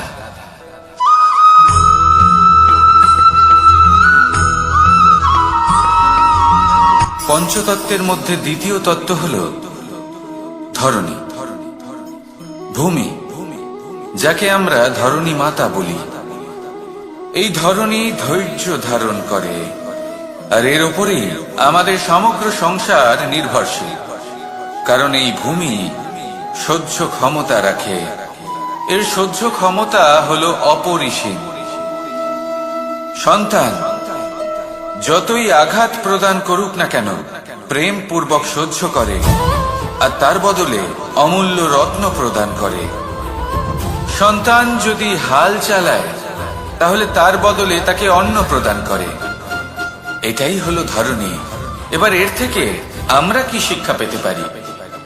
এটাই যে কারোর জন্য কিছু করা বা কাউকে কিছু দেওয়া মনে কোনো কামনা ছাড়াই। আর এই কথাটা বুঝে যান, যদি কারোর জন্য কামনা না রেখে বা কোনো পাওয়ার আশা না রেখে কারোর জন্য কিছু করেন বা কারোকে কিছু দেন, যদি এটা আপনি শিখতে পারেন তবে আপনি ভালোবাসতে শিখে গেছেন। আর সেই জন্যই এই ধরিত্রীকে মাতা বলা হয়। কারণ মাতা শুধু উনি নন যিনি গর্ভে সন্তানকে ধারণ করেন, মাতা তো উনিও যিনি জীবন বাঁচতে শেখান, যিনি জীবন বাঁচার উদাহরণ প্রদান করেন।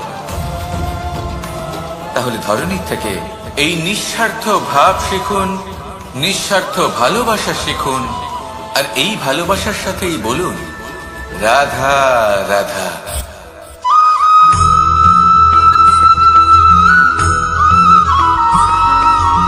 মানুষ জন্মগ্রহণ করে, তার সাথে ভয়েরও জন্ম হয়। ছোটবেলা থেকেই আমাদের মনে কোনো না কোনো প্রকারের ভয় থেকেই যায়। কেউ এই বিষয়ে ভয় পায় যে তার কোনো বস্তু তার থেকে দূরে চলে যাবে, কেউ এই বিষয়ে ভয় পায় যে আমি নিজেকে হারিয়ে ফেলব, কেউ এই ভেবে ভয় পায় যে আমার প্রিয়জনেরা তারা যেন আমার থেকে দূরে না চলে যায়, কেউ এই ভেবে ভয় পায় যে আমরা যেন পথ না হারিয়ে ফেলি। আদি ইত্যাদি। কিন্তু সত্যি কথা বলতে ভেবে দেখুন, এই ভয় বাস্তবে কি? শুধুই একটা মনোস্থিতি, আর কিছুই নয়। যা কিছু আপনি জীবনে পেয়েছেন তা একদিন আপনাকে হারাতে হবে। এই জীবন হলো আপনারই, কিন্তু তাও একদিন সমাপ্ত হবে। তাই ভয় পেয়ে কি লাভ? এই ভয় শুধু আপনাকে জীবন যাপন করা থেকে বাধা দিচ্ছে, আর কিচ্ছু নয়। পথ হারিয়ে ফেললেই বুঝতে পারবেন যে নতুন পথ কিভাবে বানাতে হয়। কিছু মানুষকে জীবন থেকে হারালে তবেই আপনি বুঝবেন যে আপনার আপনজনকে। এই ভয়ের কারণে ভীত হয়ে থাকবেন না। এই তারা নক্ষত্র অন্ধকারের অভাবে গুরুত্ব হারায়। শিবকেও মহাদেব হবার জন্য বিষ পান করতে হয়েছিল। প্রত্যেক পরিস্থিতি, প্রত্যেক সাফল্য আপনার পরীক্ষা নেবে। তাতে উত্তীর্ণ হওয়া হলো আপনার কর্ম।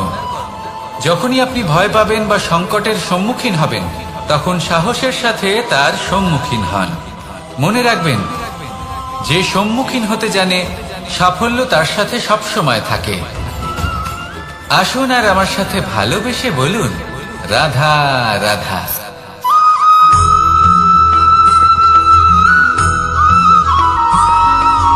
জীবনে অগ্রসর হওয়ার জন্য আমাদের কাকে প্রয়োজন হয়?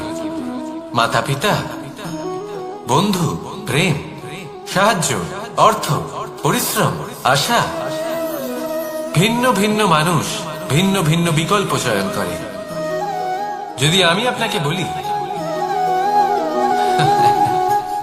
তাহলে জয় আর পরাজয়ের মন্ত্র দুটো শব্দের উপর নির্ভর করে, মেনে নেওয়া আর দৃঢ় হওয়া। যদি মেনে নেন তাহলে হেরে যাবেন, যদি দৃঢ় হন তাহলে নিশ্চিত রূপে জয়ী হবেন। যদি কখনো আপনি ক্লান্ত হয়ে ওঠেন, আপনি দুঃখী হন, পুরোপুরি ভেঙে পড়েছেন, তখন মেনে নেবেন না যে আপনি ভেঙে পড়েছেন, নয়তো হেরে যাবেন। তখন উল্টে স্থির করবেন যে যাই হয়ে যাক না কেন, আমি জয়ী হবই। আর আপনি দেখবেন যে জয় নিশ্চিত রূপে আপনার কাছেই আসবে। তাহলে এই কথা মনে রাখবেন আর আমার সাথে ভালোবেসে বলবেন, রাধা রাধা।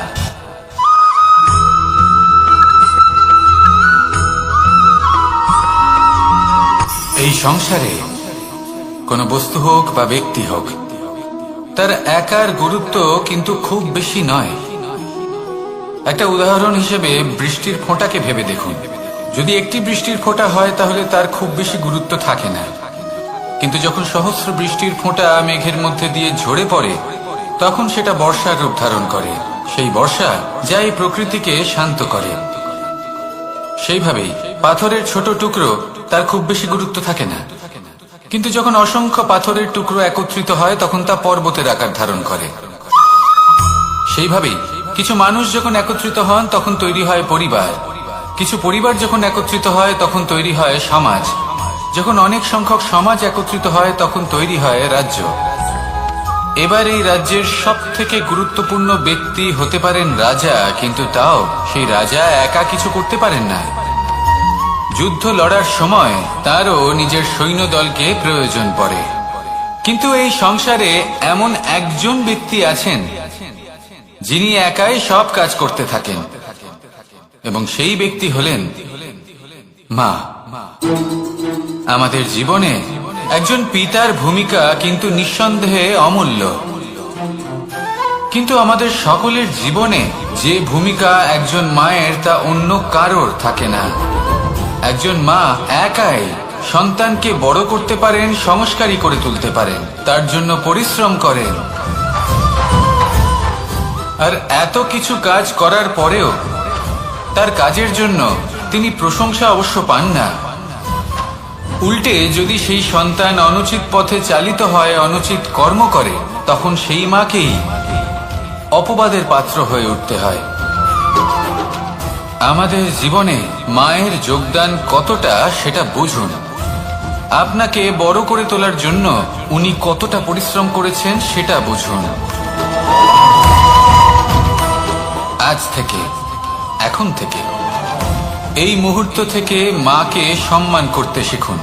যখন সময় পাবেন, যখন সুযোগ হবে, তখন তার প্রশংসা করুন, ওনারও ভালো লাগবে। আর মায়ের এই মমতার জন্য, তার এই ভূমিকার জন্য আসুন সবাই মিলে আমরা তাকে প্রণাম করি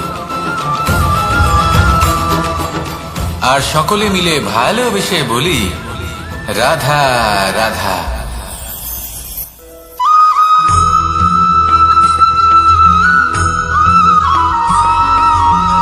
এই সংসারের সব থেকে গুরুত্বপূর্ণ তত্ত্ব কোনটা? প্রথম হলো সময়। জন্ম থেকে মৃত্যু পর্যন্ত এই যে সময়, এটাই তো হলো জীবন।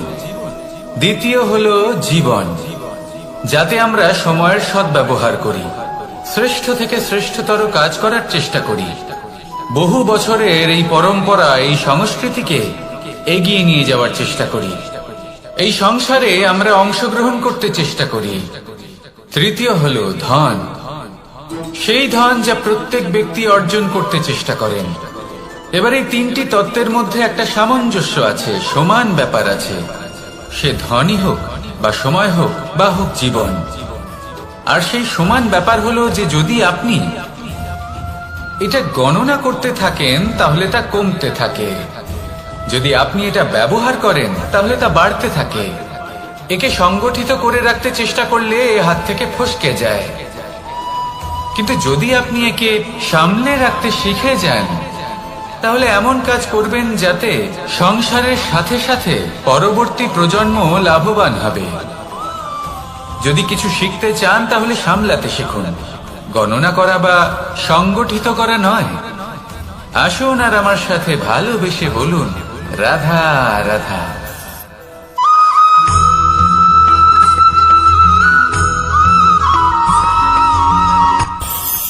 এই সংসারে আমরা প্রকাশ কোথা থেকে পাই?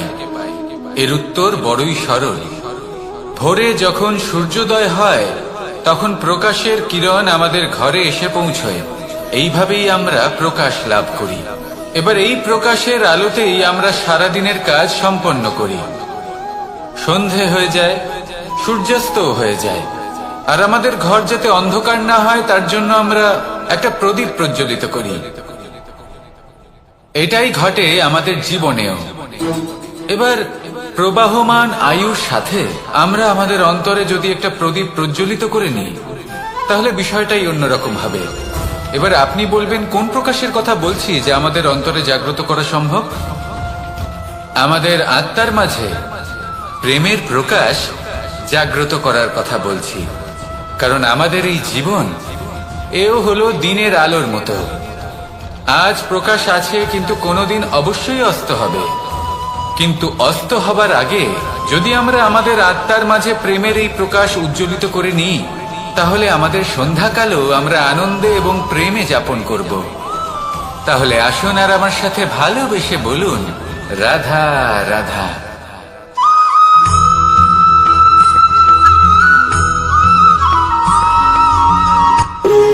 যখন মানুষের মৃত্যু হয় তখন কি হয়? অনেক সংখ্যক মানুষ শোক পালন করতে চলে আসেন। যে ব্যক্তি মৃত্যু লাভ করেছেন তার অনেক বস্তু থাকে যেগুলো তার প্রিয়, যেগুলো তিনি ব্যবহার করেছেন। তার শয্যা, তার বস্ত্র, তার আভূষণ সবকিছু তার থেকে বিচ্ছিন্ন করা হয় এবং খালি হাতে তাকে শ্মশানের উদ্দেশ্যে রওনা করা হয়। আমি আপনাকে এই প্রশ্ন করতে চাই, আপনি এই সংসারে কি অর্জন করেছেন? ধন, সম্পত্তি, বস্ত্র, আভূষণ, এই সবকিছু যে আপনি অর্জন করেছেন আপনার মৃত্যুর পরে তা আপনার থেকে দূর হয়ে যাবে। এর উত্তর হলো একটাই, আপনার কর্ম। শুধু সেটাই আছে যা একান্ত আপনার, আর শুধু সেটাই এই সংসার থেকে চলে যাওয়ার পরেও সংসারেই জীবিত থাকবে। যদি আপনি দুষ্কর্ম করেন তাহলে এই সংসার আপনাকে একটি অনুচিত উদাহরণ হিসেবে মনে রাখবে যে এই ব্যক্তি খুব পাপী ছিল, অনুচিত কর্ম করতেন। যে পথে তিনি চলেছেন সেই পথে কারোর চলা উচিত নয়। সেখানেই যদি আপনি সৎকর্ম করেন তাহলে সংসার চিরকাল এটাই বলবে যে খুব ভালো মানুষ ছিলেন, সবাইকে ভালোবাসতেন, সবাইকে সাহায্য করতেন, আমার খুব প্রিয় মানুষ ছিলেন। এটাই হলো শ্রেষ্ঠ কর্ম। সেই জন্য জীবনে শুধুমাত্র ধন, সম্পত্তি, আভূষণ এই সব অর্জন করতে গিয়ে নিজের মনোনিবেশ করবেন না। শ্রেষ্ঠ কর্ম করুন, সংসার থেকে চলে যাওয়ার পরেও এই কর্মই এই সংসারে আপনাকে জীবিত রাখবে। আসুন আমার সাথে ভালোবেসে বলুন, রাধা রাধা।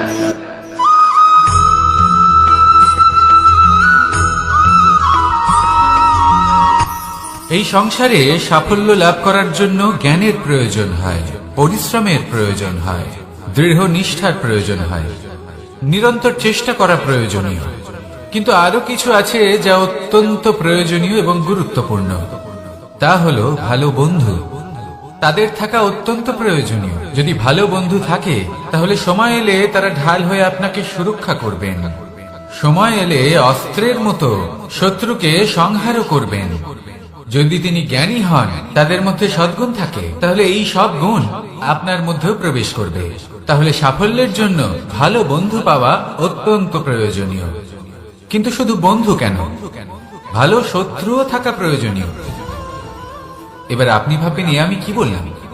যদি আপনার জীবনেও ভালো অর্থাৎ শক্তিশালী শত্রু থাকে, তাহলে আপনিও শক্তিশালী হতে থাকবেন। এই শত্রু আপনাকে প্রেরিত করবে আরো বেশি শক্তিশালী হয়ে ওঠার। কখনো কোনো হরিণকে দেখুন, তীব্র গতিতে দৌড়তে থাকে। কেন তীব্র গতিতে দৌড়য়? এই কারণে নয় যে কোথাও তার জন্য মধুর ঘাস অপেক্ষা করে রয়েছে, না। সে এই কারণে তীব্র গতিতে দৌড়য় কারণ সেটা না করলে তার পেছনে একটি সিংহ আছে যে ওকে নিজের ভোজন করে ফেলবে। তাই জীবনে বিপদ, সংকট, এই সবকিছুও হলো অত্যন্ত গুরুত্বপূর্ণ। তার সম্মুখীন হতে শিখুন আর আমার সাথে ভালোবেসে বলুন, রাধা রাধা।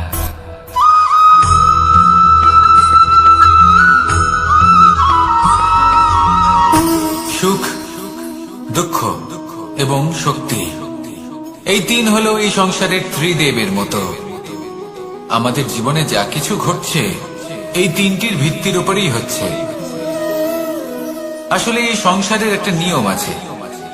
যখনই আপনি কিছু লাভ করেন, এই সংসার আপনার পরীক্ষা নেয়।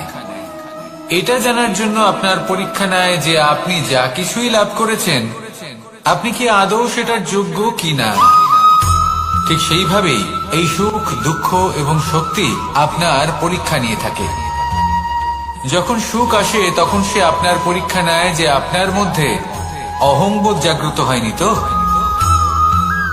যদি অহংবোধ চলে আসে তাহলে সুখ সেখানেই সঙ্গ ত্যাগ করে। দুঃখ আপনার ধৈর্যের পরীক্ষা নিতে থাকে। আর যদি আপনার মধ্যে ধৈর্য না থাকে তাহলে এটা আপনাকে আরো বেশি দুঃখের গভীর অন্ধকারে ঠেলে দেবে। সেখানে শক্তি পরীক্ষা নেয় আপনার বিনম্রতার। যদি আপনি বিনম্র না হন তাহলে হয় এই শক্তি আপনার সঙ্গ ত্যাগ করবে, নয় এই শক্তি বিনম্রতার অভাবে আপনার পতনের কারণ হতে পারে। এই সংসারে যে কোনো ব্যক্তি যিনি এই পরীক্ষায় উত্তীর্ণ হয়ে থাকেন, এই জীবনে তিনি সাফল্য লাভ করেন। আসুন আমার সাথে ভালোবেসে বলুন, রাধা রাধা।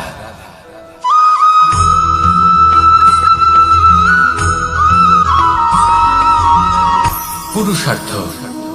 শাস্ত্রে 4 ধরনের পুরুষার্থের কথা বলা হয়েছে। প্রথম হলো ধর্ম। আপনি কি জানেন এই ধর্ম আসলে কি? আপনার কি মনে হয় ধর্ম আসলে কি? কোন বিশেষ ঈশ্বরকে মানাই কি ধর্ম বলা হয়? নাকি কোনো বিশেষ রীতি পালন করাই হলো ধর্ম? নাকি কোনো বিশেষ সাহিত্যকে সর্বশ্রেষ্ঠ মনে করাই হলো ধর্ম? না, ধর্ম হলো সেটা যাকে ধারণ করা যেতে পারে। আর ধারণ শুধু সেটাই করা যায় যা পবিত্র। পবিত্র শুধু তাকেই বলা হয় যা নিঃস্বার্থ, যার মধ্যে শাসন করার কোনো ইচ্ছে নেই, যা সরলভাবেই প্রবাহমান, জল এবং বায়ুর মতো। যখন কোনো ব্যক্তি ধর্মকে ধারণ করেন এবং সেই ধর্ম সেই ব্যক্তিকে রক্ষা করে, তখন তাকে ধর্ম বলা হয়। ধর্ম যা রক্ষা করে অহংকার থেকে, খারাপ চিন্তার হাত থেকে, সেই জন্য পুরুষার্থ গড়ে তোলার আগে, ধর্ম পালন করার আগে ধর্মের প্রকৃত অর্থ কি সেটা বুঝে নিন।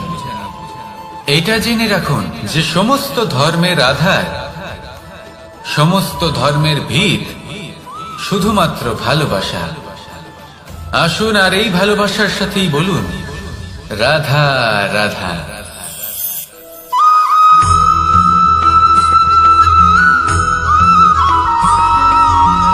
এই সংসারে সব থেকে বেশি কোমল বস্তু হলো রেশম। এই রেশম এতটাই কোমল হয় যে এর পুরো একটা থান শুধুমাত্র একটা হাতে ধরা সম্ভব। কখনো ভেবে দেখেছেন এই রেশম কিভাবে হয়? একটি কীট তার লালার দ্বারা উৎপন্ন হয়। এই কীট সেই রেশমকে পাক দিতে থাকে, পাক দিতেই থাকে আর আস্তে আস্তে তার মধ্যেই জড়িয়ে পড়ে। শেষে ওর এই সুন্দর অমূল্য সৃষ্টি রেশমের এই সুতো তার নির্মাণ কার্য পূর্ণ হয়, কিন্তু তাতেই ও নিজে বন্দী হয়ে যায়। নিজেরই মায়াজালের এই বন্দী গৃহে নিজেই ফেঁসে যায়। এবার এই সুতোকে ব্যবহারযোগ্য করে তোলার জন্য এই কীটগুলিকে এই কবচের সাথেই ফুটন্ত জলে ফেলে দেওয়া হয়। এই সংসারে যদি আমাদের স্বপ্ন এই সংসারের দুঃখ হরণ করার জন্য, এই সংসারে সুখ বিতরণ করার জন্য হয়, তবেই আমাদের প্রগতি সম্ভব।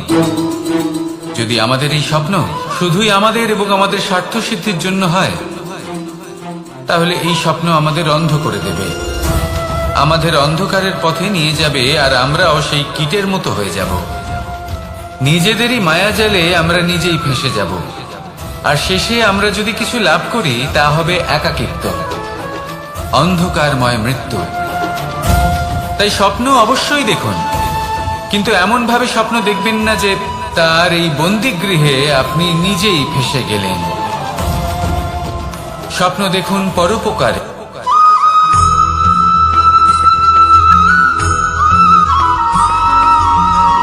কেউ বলে জীবন খুব ক্ষণস্থায়ী, কেউ বলে জীবন হলো একটা সুন্দর স্বপ্নের মতো, আবার কেউ বলবে জীবন হলো এক কঠোর সত্য। কিন্তু জীবন আসলে কি? জীবন হলো আপনারই প্রতিবিম্ব, একটা দর্পণ। অর্থাৎ আপনি জীবনকে সেইভাবেই পাবেন যেরকম আপনি নিজেকে প্রতিপন্ন করবেন।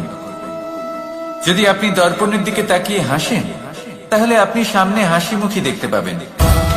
এবার যদি আপনি গম্ভীর হয়ে থাকেন, তাহলে আপনি একজন রুষ্ট ব্যক্তি দেখতে পাবেন। শেষে সব থেকে বেশি গুরুত্বপূর্ণ হলো আপনার চেষ্টা। আপনাকে সবসময় চেষ্টা করতে হবে যাতে আপনি নিজেকে প্রসন্ন এবং ইতিবাচক মনোভাবে রাখেন।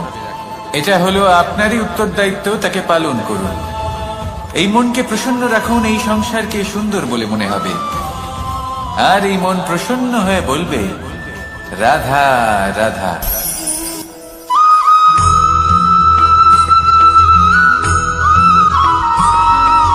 জীবনে যখন কোনো ব্যক্তি নিজের লক্ষ্য প্রাপ্তির জন্য নিরন্তর পরিশ্রম করতে থাকেন, চেষ্টা করতে থাকেন, তখন তিনি কষ্ট অনুভব করেন, কখনো শারীরিক কষ্ট, কখনো মানসিক কষ্ট। এবার উনি এটা ভাবতে থাকেন যে আমি কি উচিত করছি নাকি অনুচিত করছি। কারণ অন্যদিকে এমন একজন ব্যক্তিও আছেন যিনি একদমই পরিশ্রম চেষ্টা করছেন না।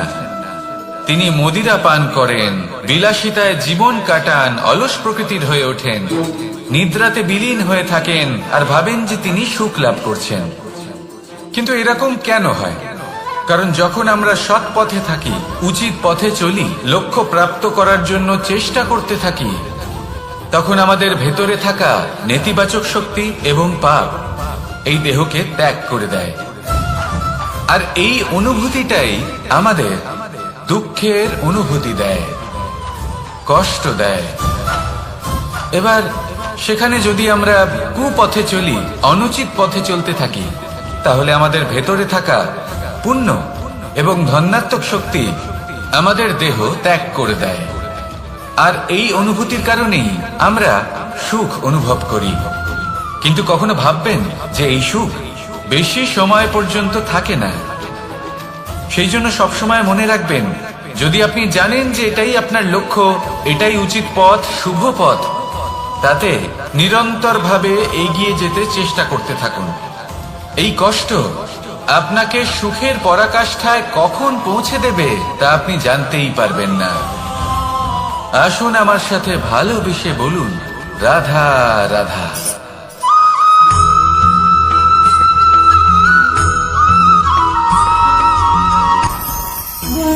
ভোজন। এবার ভোজন সংগ্রহ করার জন্য মানুষ কি না করেন, সব সময় চেষ্টা করতে থাকেন। ফসল উৎপাদনের জন্য অনেক পরিশ্রম করতে থাকেন, কিন্তু অনেক সময় অনেক পরিশ্রম করার পরেও ফসল ভালো উৎপাদন হয় না।